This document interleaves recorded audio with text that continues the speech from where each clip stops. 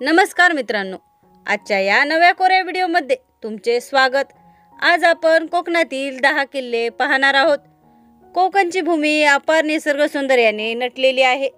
इथे माडांच्या राया, आंबे, सुपारी, केळीच्या बागा, फणस, काजू, कोकमाची झाडे आणि डोंगरावर केलेली भात शेती मोठ्या प्रमाणात आहे। तसेच अथांग सागर असं आहे कोकण। याच कोकणातील आपण 10 किल्ले पाहू। नंबर 10, कनकदुर्ग।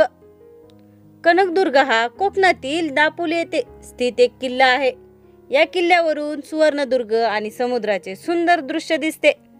कनकदुर्ग एका लहान टेकडीवर स्थित आहे व त्याच्या पूर्व बाजूस मच्छीमारांच्या होड्या सुद्धा दिसतात। कनकदुर्गाच्या आत 9 छोटे छोटे पाण्याचे हौद आहेत। दापोलीपासून कनकदुर्ग हा किल्ला 16 किलोमीटर अंतरावर आहे। या किल्ल्यावर अनेक पर्यटक व इतिहासप्रेमी गर्दी करतात। नंबर 9, जयगड किल्ला।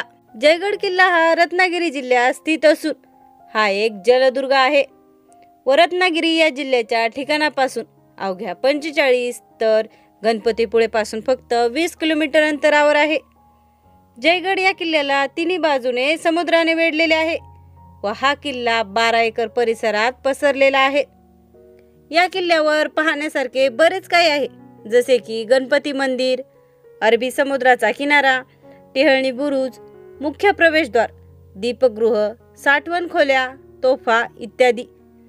या गडावर नेहमीच पर्यटकांची गर्दी असते। नंबर 8, रत्नदुर्ग। रत्नदुर्ग हा किल्ला रत्नागिरी शहराच्या पश्चिम टोकाला डोंगरावर स्थित आहे व रत्नागिरीपासून 5 किलोमीटर अंतरावर आहे। या किल्ल्याचा आकार हा घोडाच्या नाल्यासारखा असून त्याला 3 टोक देखील आहेत। या किल्ल्याचे क्षेत्रफळ हे 120 एकर एवढे आहे। भगवती देवीचे मंदिर सुद्धा या रत्नदुर्ग किल्ल्यावर आहे।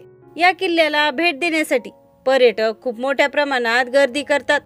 नंबर 7, खांदेरी। खांदेरी हा रायगड जिल्ह्यातील एक भक्कम जलदुर्ग असून अलिबाग पासून हा किल्ला अवघ्या 4 किलोमीटर अंतरावर स्थित आहे। या किल्ल्यावर एक पिण्याच्या पाण्याचे टाके, वेताळ मंदिर व अनेक तोफा, तटबंदी, दीपगृह, भांड्यांचा आवाज देणारा दगड इत्यादी वास्तू आहेत। रविवार व सुट्टीच्या दिवशी पर्यटक या ठिकाणी मोठ्या संख्येने भेट देतात। नंबर 6, सुवर्णदुर्ग।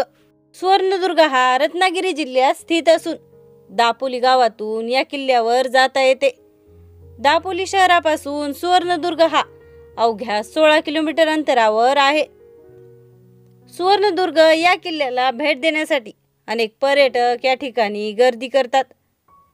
सुवर्णदुर्ग किल्ल्याची उंची समुद्रसपाटीपासून 1400 फूट इतकी आहे, तर या किल्ल्याची लांबी 480 मीटर व रुंदी 123 मीटर आहे।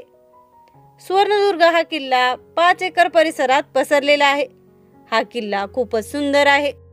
नंबर 5, कुलाबा किल्ला। कुलाबा हा किल्ला मुंबईपासून अवघ्या 96 किलोमीटर अंतरावर स्थित असून तो एक जलदुर्ग आहे। या किल्ल्याची उंची 100 फूट एवढी आहे।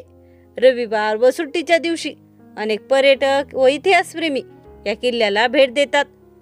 या किल्ल्यावर गणपती मंदिर, हनुमान मंदिर, तोफा, शिव मंदिर, गोड्या पाण्याची विहीर, 17 बुरुज, तटबंदी, वाड्याचे अवशेष, दारुगोळा कोठार इत्यादी पाहण्यासारखी ठिकाणे आहेत।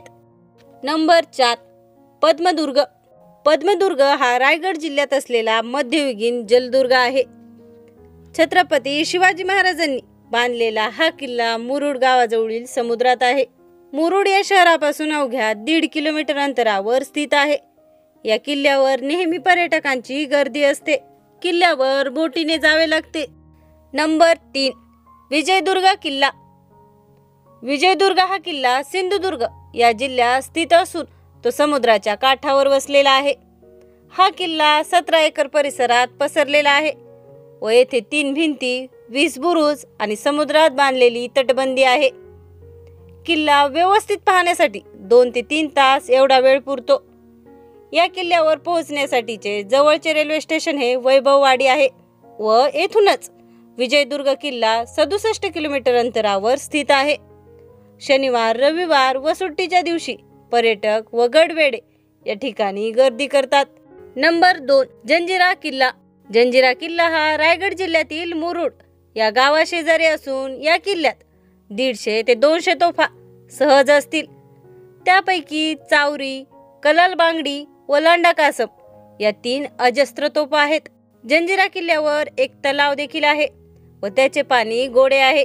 जंजिरा किल्ल्याच्या 4ही बाजूने समुद्र आहे व आतमध्ये किल्ला आहे.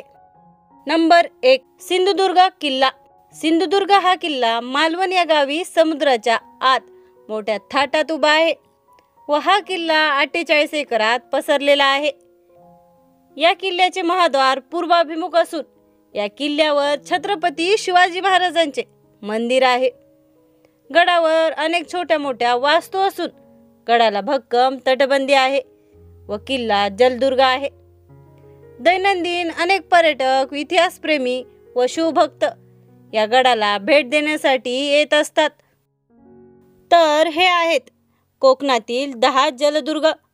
हे जलदुर्ग तुम्हाला कसे वाटले किंवा एखादे जलदुर्ग राहिले असल्यास कमेंटमध्ये नक्की कळवा. बाकी व्हिडिओ आवडल्यास लाईक, शेअर आणि चॅनलला सबस्क्राईब करायला विसरू नका.